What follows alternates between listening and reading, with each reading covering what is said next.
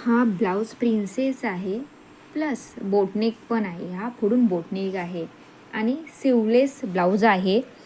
Sleeveless blouse असल्यामुळे मी हिला बाहीला आधीच एक दुमडपट्टी टाकून घेतली आहे. दुमडपट्टी टाकून आपला ब्लाऊज तयार आहे आणि त्याच्यानंतर वरून आपण ही फ्रीलवाली नेट अटॅच करणार आहे.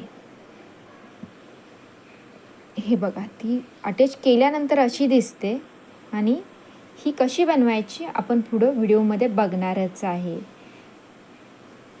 ही खूप सुंदर दिसते. घातल्यानंतर आपण जी फ्रील बनवतो ही खूप फुललेली आणि एकदम छान. तर आता आपण ही फ्रील कशी बनवायची ते शिकूया. चला, मी बोलली आपण ही नेटची पट्टी वापरतोय, तर मी ही 4 इंच नेटची पट्टी घेतली आहे.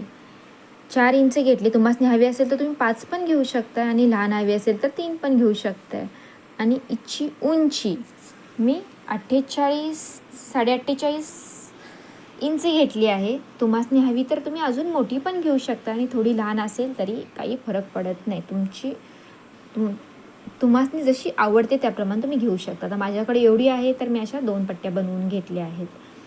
आता ही पट्टी बनवून झाल्यानंतर जे आपण घेतले त्या पट्टीचा आपल्याला मध्य काढायचं आहे. हे बघा असा, आणि मध्ये एक लाईन आखून घ्यायची. लाईन आखून झाली की आपल्याला मशनीवर यायचं आहे आणि त्या लाईनीवरूनच आपल्याला शिलाई मारायची. पण शिलाई मारायच्या आधी आपण ह्या मशनीची शिलाई मोठी करून घेतली आहे, कारण आपण जी ही नेट प्लस चुन्या आणि फ्रील सगळंच बनवणार आहे. तर त्यासाठी आपल्याला धागा खेचून चुन्या बनवायच्या आहेत आणि जी चुन्यांची बाही वगैरे जे आपण वापरतो त्यापेक्षा ही खूप सुंदर दिसते. फ्रीलचा पण लूक येतो, प्लस चुन्या पण खूप साऱ्या. आणि ही पट्टी फ्रीलची बनवायसाठी आपण एक धागा खेचतो आणि चुन्या परत एकत्र करतो.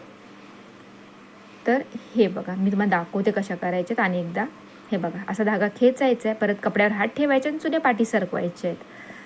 हे बघा, हे बनवून तयार आहे. आता माझी होती पट्टी 48 इंचाची, तर चुन्या टाकून ती पट्टी मी छोटी किती केले तर मी 17 इंचाची केले.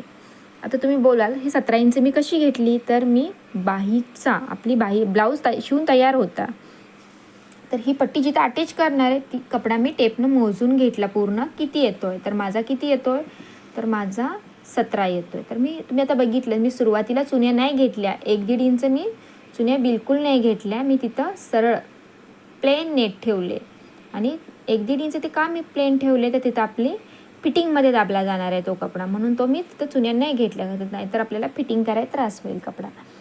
तिथून पुढे आपल्याला हे बघा, जसं मी चुन्या ॲडजस्ट करते तशा, कारण आपला कपडा तर खूप मोठा होता, 48 ते 50 इंच होता. तो आपण फक्त 17 इंच केला, तर चुन्या खूप साऱ्या पडलेत.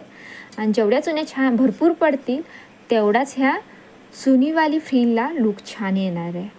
तर मी तो कपडा सगळा चुन्या व्यवस्थित सेट करून ही पूर्ण शिलाई कंप्लीट करते. तर ह्या चुन्या कशा पाडायच्या मी अनेक व्हिडिओ बनवला आहे. मला वाटतं तो पण फ्रीलचीच बाई आहे. जर तुम्ही तो नसेल बघितला तर त्यात मी ही चुन्या कशा पाडायच्या व्यवस्थित सविस्तर सांगितलं आहे. तुम्ही पाहिजे तर तो पण व्हिडिओ जाऊन माझ्या लिंकवर पाहू शकता. हे बघा, आपल्याला हवं तसं चुन्या पाठी पुढं सरकून तो फक्त चुनी दबली नाही गेली पाहिजे. आणि जी शिलाई आपण मारली त्याच्यावरच आपलं हे बघा, मी पहिला लावून बघते कपडा पुढं किती पुरतोय. तर तो कमी पडत असेल तर काय करणार आहे, आपण चुन्या बाहेर सरकवणार आहे. आणि जास्त होत असेल तर चुन्या आतमध्ये सरकून ह्या अशाच हे करणार आहे. तर मला वाटतं त्या मला पुरतात आहे बरोबर. तर मी चुन्या हलवत नाही आहे, तशाच दाबायला घेते, कारण मी आधीच मोजून बघितलं होतं. हे बघा, आता थोडा कमी पडतोय तर एक बघा, थोडंसं खेचलं तर एक चुनी बाहेर आली. याच्या पद्धतीने ही सोपी आहे लावायला. नक्की तुम्ही ट्राय करा, खूप छान जमेल. आणि शिवून घालून बघा आणि मला कमेंट नक्की करा तुम्हाला कशी वाटली ही नेटवाली प्लस चुन्यांवाली आणि फ्रीलची बाई.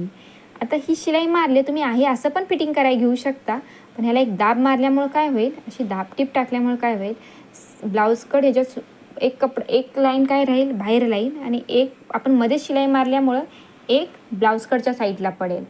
पण असा दाब टाकल्यामुळं काय होईल, दोन्हीही पट्ट्या एकमेकाला एकत्र राहतील आणि दोन्ही चुन्या छान एकमेकात अटकून अजून छान आपली बाही दिसेल. त्यासाठी आपल्याला काय करायचं आहे, दाबटीप टाकायची आहे. आणि दाबटीप टाकताना ना हे बघा, चुने अशा दाबाखाली किंवा असं अटकणार नाही याची काळजी घ्या. व्यवस्थित दाबून चुन्या पकडायच्यात, कारण चुन्या खूप आपण दाट केले आणि शिलाई मारायची. हे दाबटीप आपली टाकून आपली बाही जोडून तयार आहे. आता आपण हिचा शिवल्यानंतरचा लूक बघू. हे बघा किती सुंदर दिसते. थँक्यू. हां, ओके. लाईक करा, कमेंट करा.